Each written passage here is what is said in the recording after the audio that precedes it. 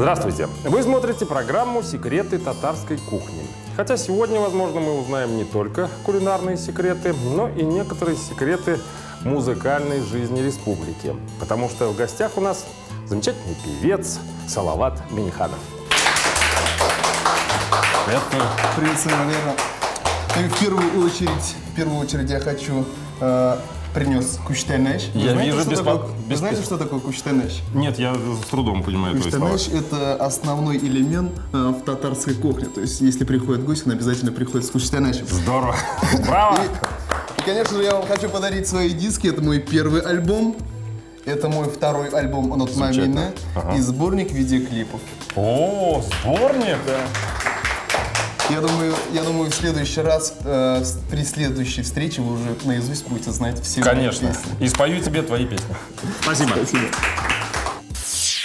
Салават Миниханов родился в Азнакаево. Окончил музыкальную школу по классу блокфлейты. Играл в составе семейного ансамбля. После окончания школы работал вожатым, нефтяником, управляющим магазина. Имеет 2 высших образования – Елабужский государственный педагогический университет и Академия государственного и муниципального управления при президенте Республики Татарстан. В 2004 году принимает участие в проекте «Барс Медиа. Фабрика звезд». Лауреат «Алтын Барс» 2005, 2006, 2007 и 2010 годов и титула «Лучший певец» на фестивале Tatar Music Awards 2010 года. Салават, что мы сегодня будем готовить с тобой и, самое главное, пробовать?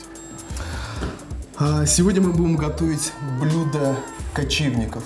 Мы же артисты в какой-то степени тоже кочевники, потому что мы кочуем, ездим. Я, конечно, сразу хочу сказать то, что я не совсем опытный кулинар. Вот. Конечно, вот немножко у меня иногда и совсем неопытный. Иногда совсем неопытный. Практики практически нет, потому что специфика моей работы не позволяет часто находиться на кухне. И как у меня все происходит. Если что-то я готовлю, я открываю холодильник, смотрю, что там есть, открываю шкаф, смотрю, что там есть, все компонирую. Где-то, может быть, это бывают и несовместимые вещи. Вот. Но главное вкусный. Главное вкусный. Блюдо называется хинкал. Хинкали? Это не хинкали? Да. Нет, хинкали? это не хинкали. Хинкали — это немножко другое блюдо. А хинкал блюдо дагестанское, может быть, даже в какой-то степени дагестанское блюдо. В Дагестане есть множество коренных национальностей, больше 30. И одна национальность из них называется кумык. Кумыки, да. И у них язык прям 100% схожий с татарским языком. Ну да. Да. Интересно. Вот. И сегодня мы будем готовить... То есть это дагестанские татары такие, да? Я так понимаю? Достоевский так про них и сказал, что это дагестанские татары. Мы с Достоевским так сказали. Ну, в общем, для мужчин что нужно? Мясо. Ну, конечно, мясо. И блюдо будет основной элемент, ингредиент нашего блюда. Конечно же, это мясо. Мясо заготовлено. И мяса должно быть очень много. Ну что ж, сегодня у нас также будут помидоры. Зелень. Как же без зелени? Сметана, катык, мука. Национальный татарский продукт. Да. Перец, яйца, чеснок. Ингредиенты очень такие простые. И вся гениальность заключается в простом. Черный перец. Черный перец. Хинкал – жемчужина дагестанской кухни. От слова «хинг» – галушка, вареный кусочек теста. Различают несколько разновидностей хинкала. Например, он бывает аварский, он же толстый, германский, слоеный и тонкий. Только не путайте с грузинскими хинкали – большими пельменями. Хинкал – это даже не блюдо, а целый комплекс блюд, потребляемых одновременно. В хинкале 4 компонента – отварное мясо, лепешки из теста, соус и бульон. Самый сложный – это аварский хинкал. Самый простой – тонкий, который можно сравнить с кулламой или с украинскими галушками, сваренными на бараньем бульоне. Германский хинкал делается рулетом из тонкого хинкала с начинкой из зелени. Мы будем делать тесто. Тесто? Вот, я думаю, вы мне поможете. Я вчера первый раз в жизни попробовал сделать тесто, и оно у меня получилось. Браво! Первый блин не оказался комом. Да. И будем делать соусы. Соусы. Соусы. Вообще соус, конечно, не характерный для татарской кулинарии, но в принципе, каждая вещь когда-то привносится в кулинарию, и в частности в кухню. Надо когда-то начинать, так ведь? Конечно. Да? Угу. Ну что, Начнем? попробуем? Конечно. Ну что ж, Валера, я поручаю вам нарезку мяса. Спасибо. А сам я попробую, Я как раз хотел- еще раз попробую сделать тесто, потому что это очень увлекательный процесс.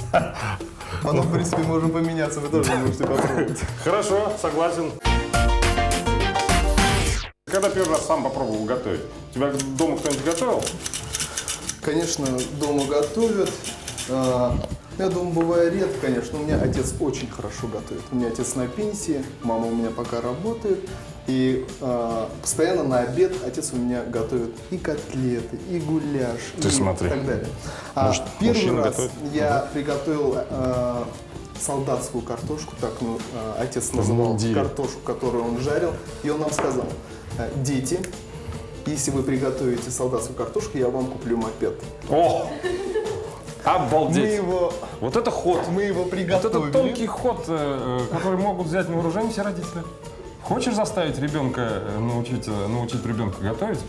Пообещай ему мопед. А еще лучше Порш, Кайен. Ага. И самое интересное, я до сих пор у него этот мопед спрашиваю, я говорю: отец, ну мы же приготовили. Он говорит: вы его приготовили без масла. Он говорит, был пережаренный, поэтому не видать вам Мопеда. Да. Здорово. Нужны яйца. Да.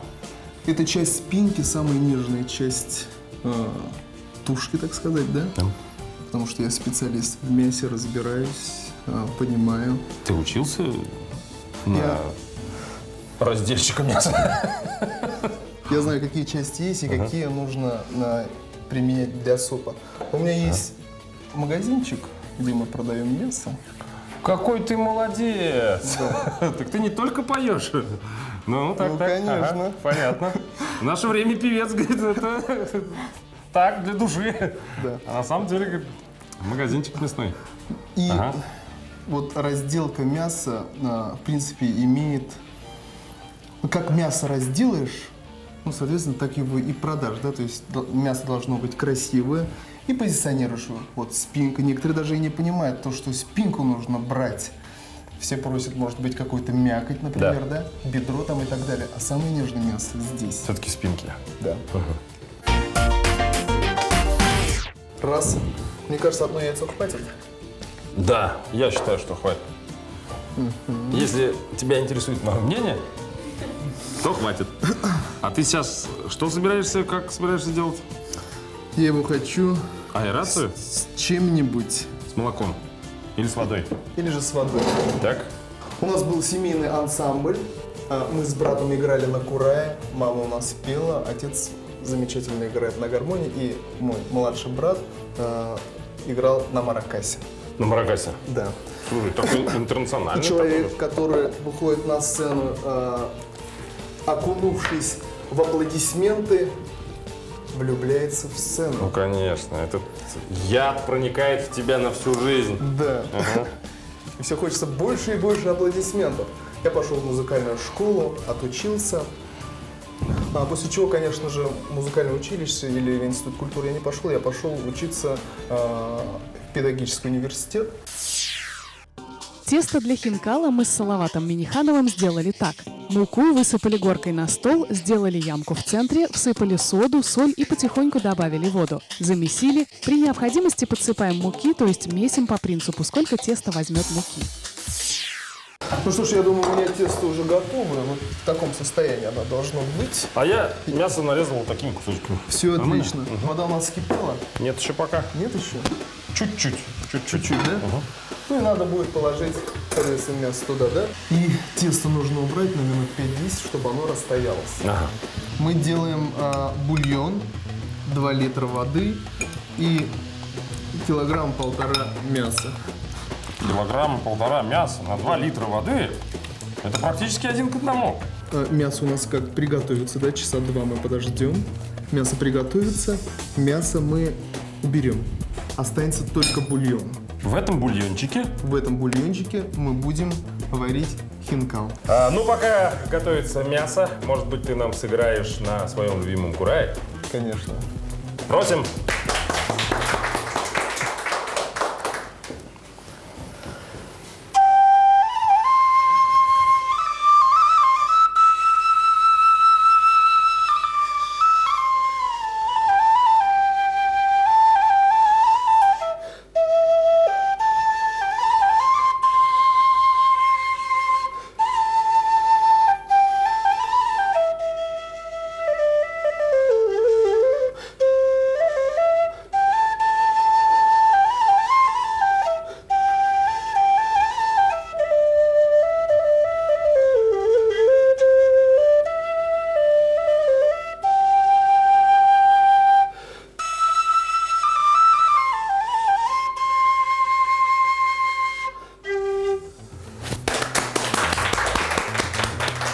А можно я достану окарину, и мы попробуем вдвоем сыграть? А уж тебе придется соло.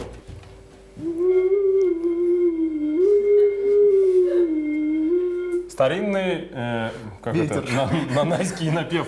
Называется «Глиняный ветер».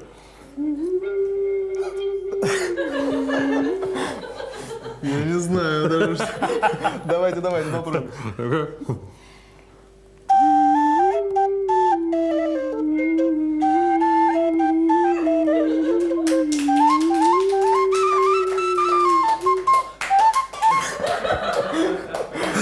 Здорово! Отлично. Спасибо. Спасибо. Программа «Секреты татарской кухни» объявляет конкурс рецептов. Вы владеете оригинальным рецептом приготовления традиционных татарских блюд? Поделитесь им с нами. Присылайте ваши рецепты на электронную почту, и, возможно, следующая наша программа будет создана именно по вашему рецепту. Подробную информацию вы найдете на сайте телерадиокомпании «Новый век» и сервере tatarlar.ru.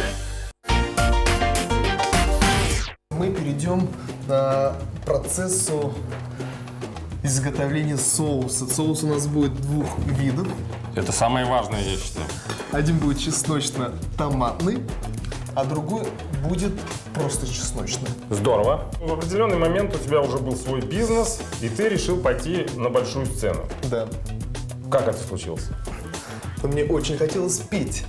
И очень хотелось себя видеть на голубых экранах. Вот. И я записал народные песни в современной обработке, принес эти песни на радиостанцию, но, к сожалению, эти песни не стали крутить. Даже был такой то ли конкурс, слушатели слушают эту песню, звонят и говорят, нравится эта песня или нет. Позвонили 3 человека, и 3 сказали, что эта песня им Не нравится. Так, первый блин оказался комом. Да, но я не стал расстраиваться, и как раз в этот момент компания Pars Media объявляет о грандиозном мероприятии, называется «Йылдызлар фабрикасы». Я отдал туда 3 песни и занял первое место, победил. Обалдеть, здорово. Это была наша татарская фабрика звезд. Это была наша татарская фабрика звезд. И именно благодаря Йылдызлар фабрикас на нашей татарской эстраде появилось очень много молодых певцов, которые, может быть, даже сделают такую небольшую революцию в татарском шоу-бизнесе. Браво. Ну, сейчас мы помидоры должны ошпарить. Просто поливаем их горячей водичкой. Да. Ну, а я чесночок пока измелю. Салават, тебя называют гламурным исполнителем. Почему? Гламурным исполнителем? Да. Я даже не знаю. На одном мероприятии меня представили как самый гламурный певец татарской эстрады и даже дали номинацию за проект, назывался «Музыкальный нон-стоп». Сказали, вот самый гламурный певец татарской эстрады, поздравляем. И как-то вот эта гламурность мне привязалась. И даже был такой случай, как-то мы выступали вместе с Максимом Галкиным. Да. И он меня представляет. А сейчас на сцене самый гламурный певец татарской эстрады. А в нашей эстраде самый гламурный певец — это Сергей Зверев. Ну да, конечно, да. Ага. Да. Поэтому что-то есть в слове «гламур», что-то такое, может быть, сейчас даже отрицательное. Детей пугает уже. Ну, гламурный подонок. Да? Да, нет? Детей у меня нет, я не знаю. Вот. Ну, Ну, поэтому я вот до сих пор пока гламурный, но не подонок. Высыпаю? Да, высыпаем сюда, потом мы туда кинем помидорчиков. Говорят, что у тебя на каждом выступлении новый костюм. Тебе кто-то специально шьет их или сам делаешь, как когда-то? Над моим Леонтьев? образом работает моя девушка. Потому что с точки зрения девушки она видит, как мужчина должен выглядеть. И все эти костюмы, некоторые костюмы, они... С некоторыми костюмами я не соглашаюсь. Просто некоторые вообще абсурдные костюмы, но так или иначе, когда на сцену выходишь, оказывается, смотрится очень красиво. В принципе, 2 помидорчика нам хватит. Да? Да. Ну, видишь, помидор лишним не бывает. Да. Так всегда можно и Так же, как и мясо. использовать в качестве гарнира, в конце концов. Салават, у тебя такая замечательная фамилия. Как тебе живется в Татарстане вот с ней вообще? Вы знаете, замечательно. Да? Ну, открывай секрет. Ты родственник, да? Нет? Не родственник нашему президенту? Что сказать? Что вам ответить? Был такой случай, когда первый раз я выступал на Татар-Жира, вышел Салават Фатхетдинов и говорит, кого только за сценой нет. Но есть один парень, у него точно есть будущее. Сам Салават, сам Миниханов. Я говорю, ты него спросил, вы случайно не Ментимирович? Замечательно. Но я Раисович, и даже когда сотрудники ГАИ меня останавливают, иногда, конечно, я пользуюсь этим и говорят, вы что, не узнаете, я сын главы Сабинского района.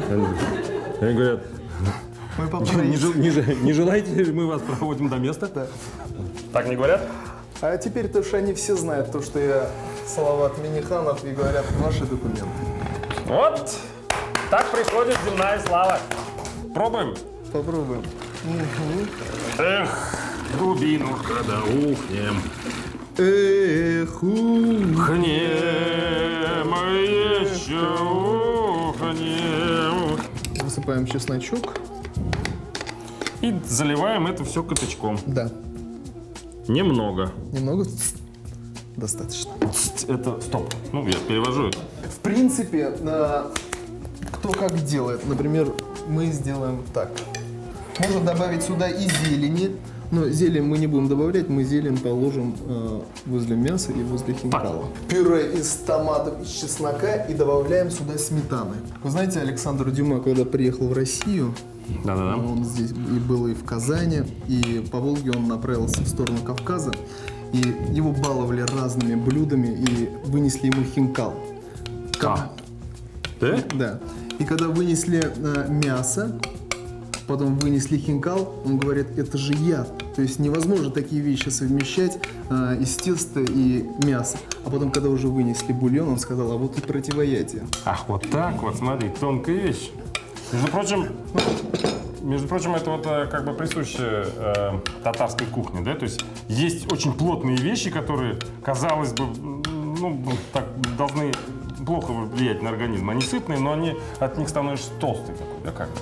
Но в том числе есть и противоядие, как катык, например, да, то есть Да. который очень хорошо является таким замечательным жирорасщепляющим средством. Нейтрализатором. Ну, или вот как ты говоришь. Итак, вместе с Салаватом Минихановым для хинкала мы приготовили 2 соуса. Первый томатный соус. Мясистые томаты очистили и смешали с чесноком. В полученную массу добавили 2 ложки сметаны. И второй чесночный соус. Измельченный чеснок залили катыком. Мы раскатываем тесто для хинкала, соответственно, да? И потом мы его будем нарезать ромбиками. Тесто должно быть где-то 2 миллиметра. А ромбики ориентировочно 3-4 сантиметра. 3 на 4. Как фотографии на папе, Да. на старых советских. Мне кажется, хорошо у нас получилось, да? О, слушай, ты смотри, тесто такое какое-то и плотненькое с одной стороны, да, и тоненькое, да? Да. А вот, подожди-ка секунду, а вот так вот, по-моему, даже и чей-то портрет похоже, да? Мой. Мой? За 5 минут до приготовления мяса надо будет положить соли, 5-6 горошинков перца, Перца.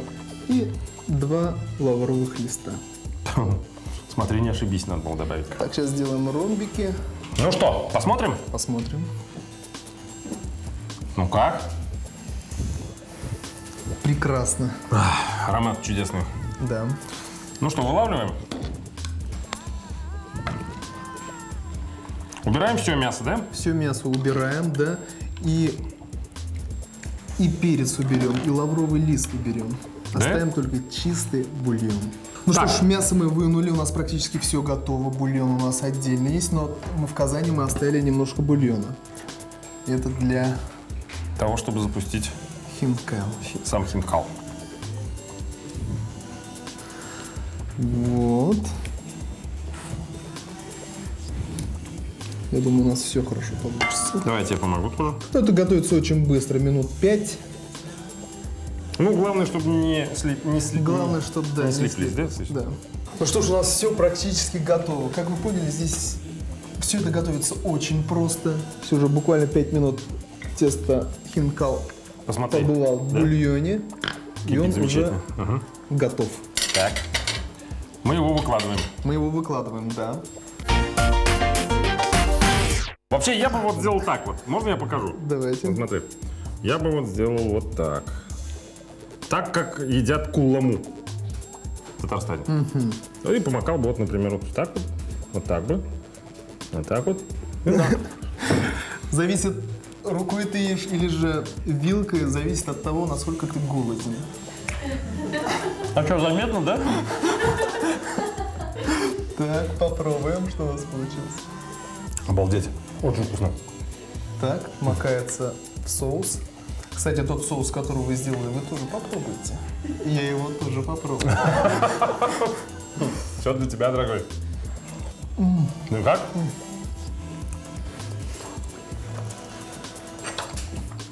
Нет слов? Так, я попробую. Нет слов. Берем мясо и запиваем бульоном.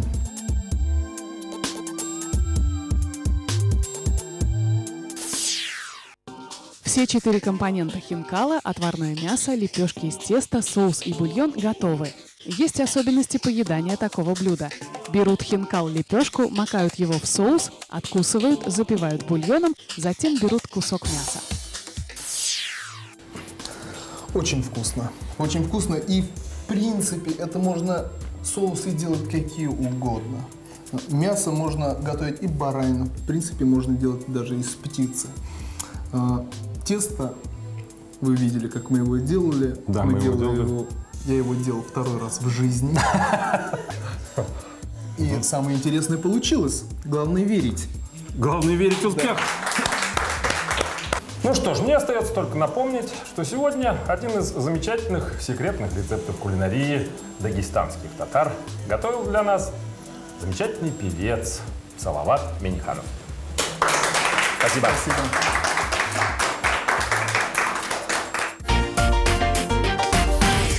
Смотрите на ТНВ новый сезон кулинарного шоу «Секреты татарской кухни». Новая смена на нашей кухне. Новый ведущий Тимур Перцев. Секрет волжской ухи с дымком от самой титулованной спортсменки Татарстана Светланы Деминой. Секреты татарской кухни по субботам в 16:30 и в воскресенье в 9 утра. Программа «Секреты татарской кухни» готовит с посудой «Цептор».